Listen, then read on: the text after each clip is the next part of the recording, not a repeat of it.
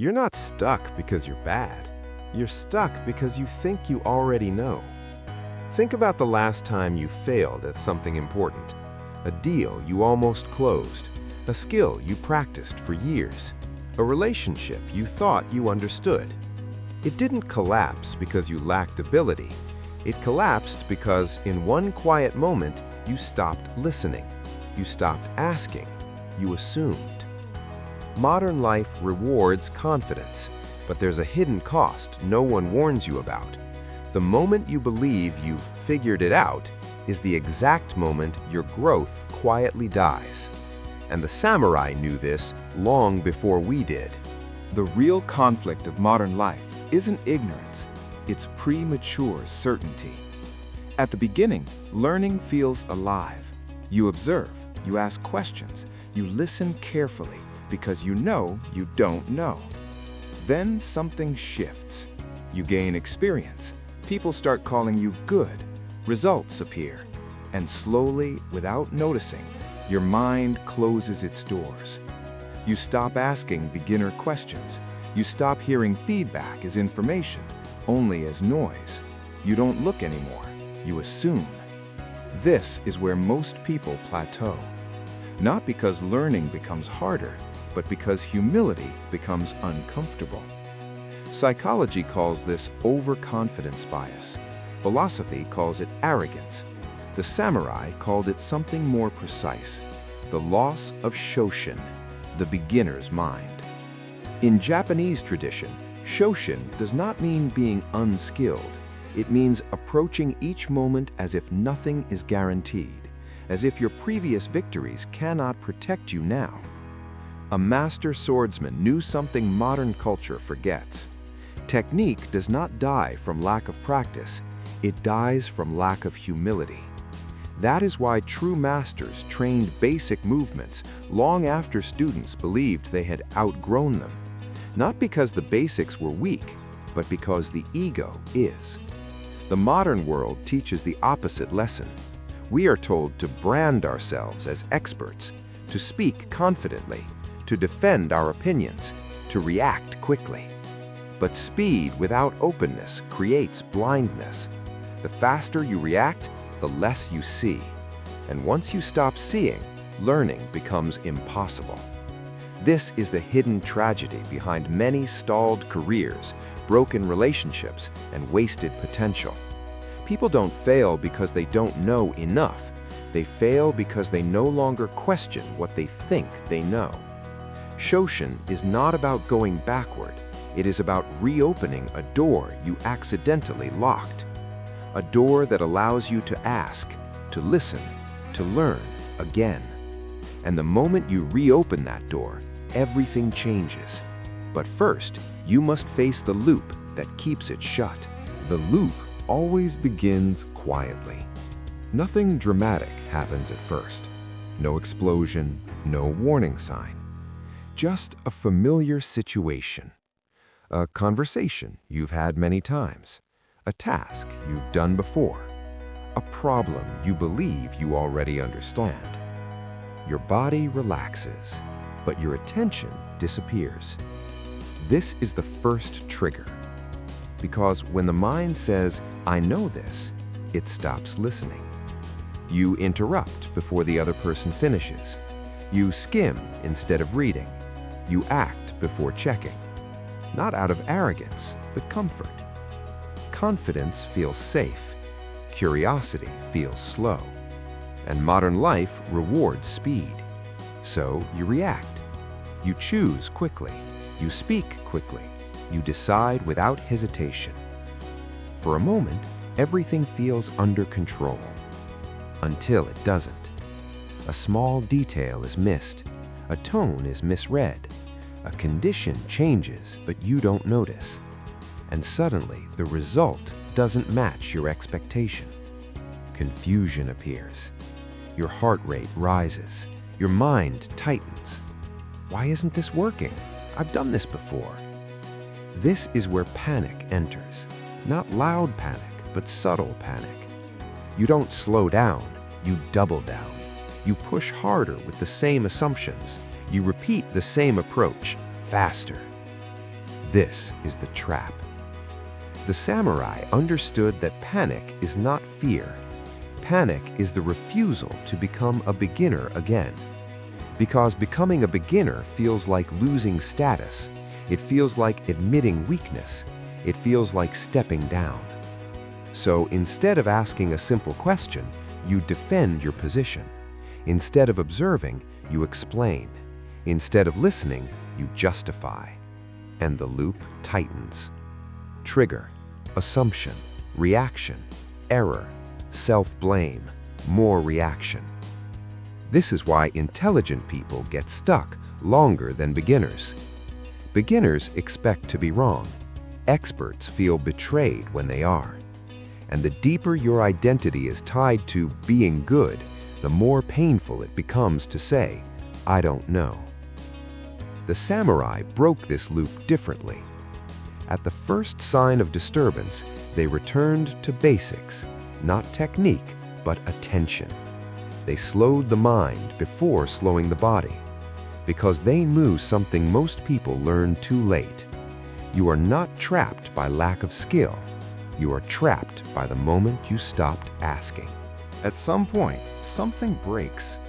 Not the situation, but your explanation of it. You begin to notice a pattern. The same mistakes, the same frustrations, the same feeling of being almost right yet consistently wrong. This is the moment insight tries to enter. But insight does not arrive as clarity. It arrives as discomfort. Because the real cause is not external. It is not lack of information. It is not bad luck. It is not other people. The real cause is harder to face. You stopped learning the moment you stopped questioning yourself. This realization feels dangerous. If the problem were skill, you could fix it with effort. If the problem were knowledge, you could fix it with study. But if the problem is identity, then the solution threatens who you think you are. So the mind resists. You tell yourself, "I know this already. I've been doing this for years. This shouldn't be hard." And yet, it is. The samurai warned about this exact moment. They knew that mastery creates a hidden enemy, attachment. Attachment to past success, attachment to reputation, attachment to being seen as competent. Shoshin exists to cut this attachment, not violently, but cleanly. Beginner's mind does not mean forgetting what you know. It means refusing to let what you know blind you. A master returning to beginner posture is not regressing. He is resetting perception, seeing again what familiarity erased. This is why Shoshin feels uncomfortable at first, because it removes your psychological armor. You can no longer hide behind experience. You must look directly. And when you do, you notice the truth. Most mistakes happen before action, in the assumption phase, in the moment you decide you don't need to check. This is where progress was lost, not in execution, but in listening. The insight is simple but brutal. Growth did not stop because you reached your limit. It stopped because you stopped entering the room as a student. And once you see this, you face a choice. Return to the comfort of certainty or accept the vulnerability of Shoshin. Only one of these leads forward. Insight alone is not enough. Knowing the cause does not immediately free you from it. In fact, this is often where things get worse, because now you see the problem, but your habits are still in control. You try to change on the surface. You promise yourself to be more open, to listen better, to stay humble. But the moment pressure returns, the old reflex takes over. You fall back into certainty. This is the lowest point, not because you fail again, but because you fail knowing why. You catch yourself interrupting, assuming, reacting too fast, and the shame is sharper now. I should know better. This thought is poison because it pushes you to perform humility instead of practicing it. You pretend to listen, you nod, but inside, you're still defending your position. This is false Shoshin. The samurai warned about this too. They knew the ego could wear the costume of humility, bow low, but refuse to empty the mind. At this stage, many people quit, not the skill, but the effort to change. They conclude, this is just how I am. I'm too experienced to start over. It's too late. But this is where the real test begins. True Shoshin does not appear when you feel calm. It appears when you feel exposed, when your confidence collapses, when your identity feels unstable. The samurai trained for this moment deliberately. They placed themselves in positions of discomfort, slow training, silent repetition, basic forms, not to feel competent, but to relearn attention. At the lowest point, something essential is stripped away, the need to be right. And without that need, space appears, a small pause, a fraction of a second, barely noticeable, but decisive. This pause is where transformation begins, not through force, not through motivation, but through surrender. You stop trying to protect your image. You stop proving you know. And for the first time in a long while, you actually listen.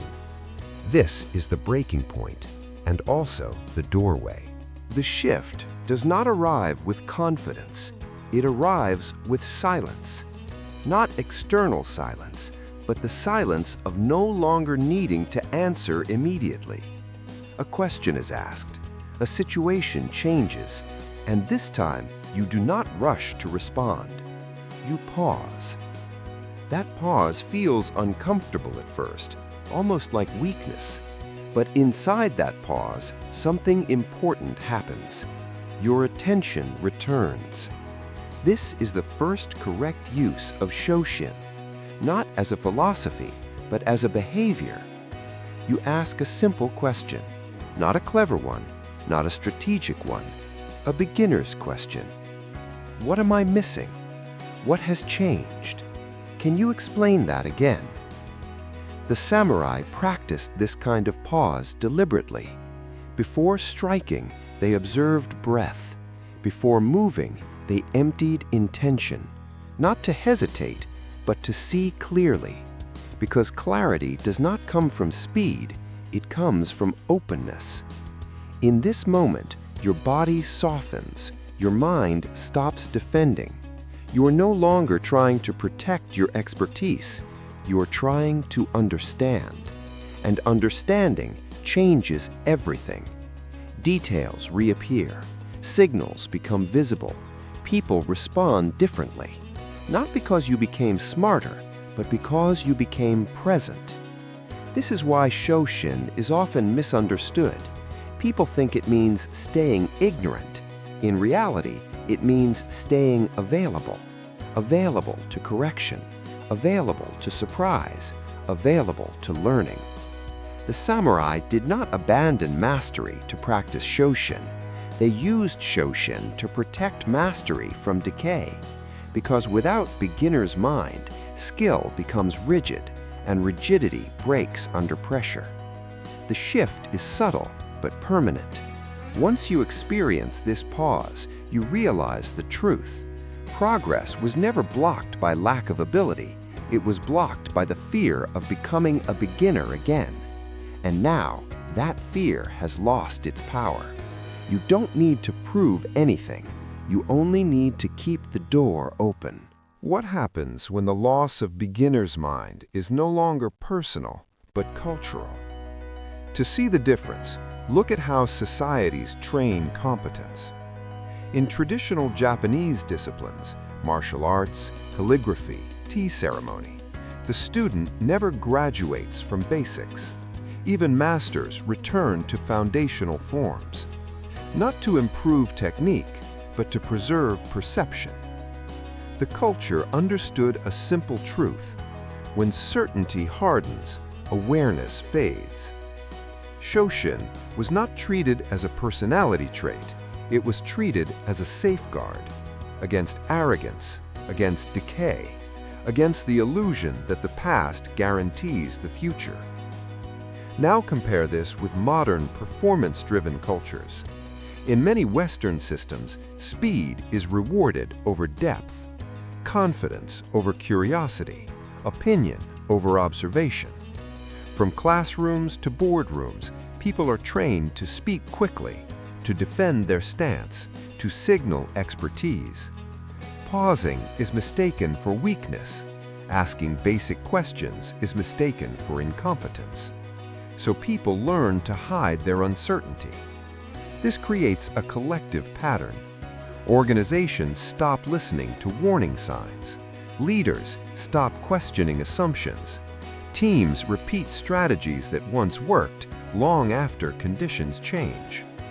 Failure, when it comes, looks sudden, but it is never sudden.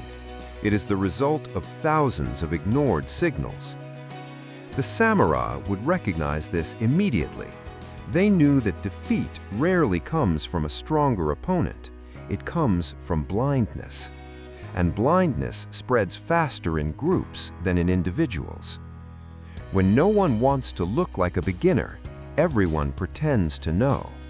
Innovation slows, mistakes compound, responsibility diffuses.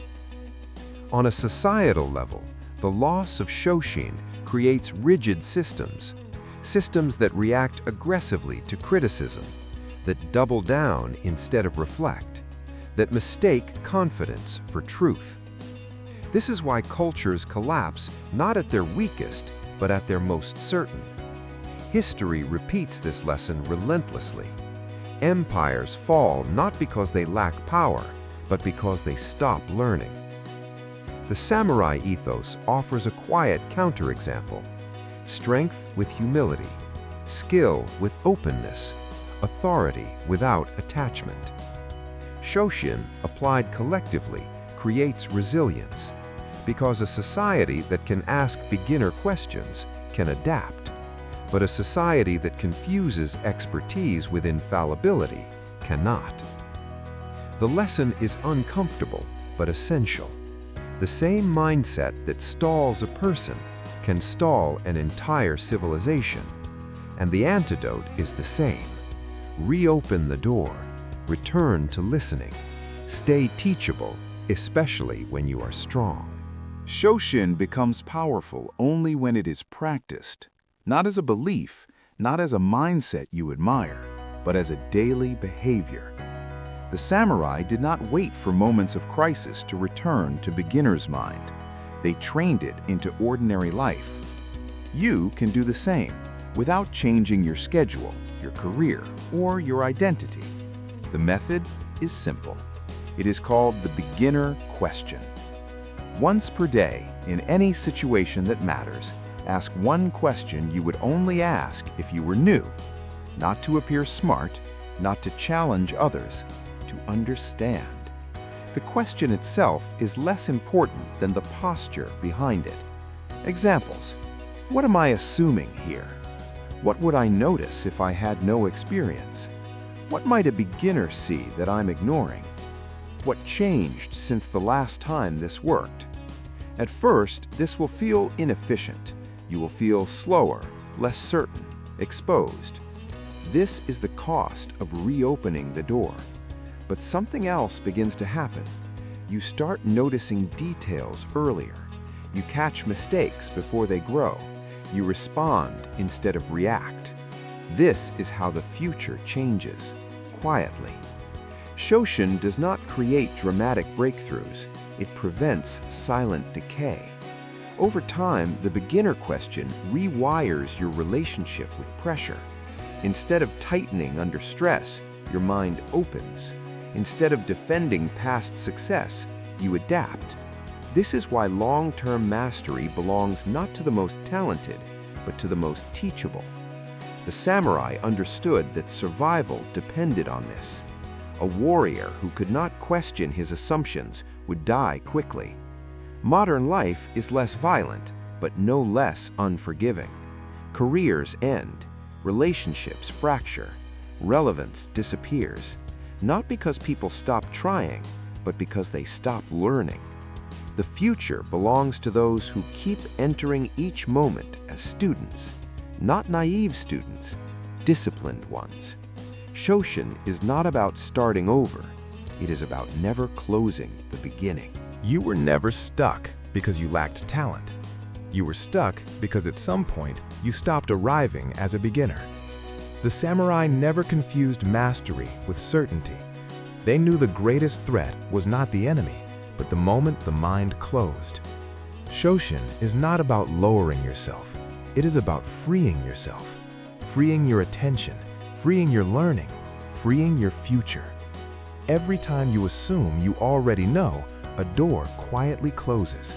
Every time you ask like a beginner, it opens again. The question is not whether you are skilled. The question is this: when the moment matters, will you protect your ego or reopen your mind? Today, ask one beginner question, not to prove anything, not to perform humility, to see. Because growth does not end when you become good. It ends when you stop being curious. And mastery belongs to those who never stop entering the room as if it were their first time.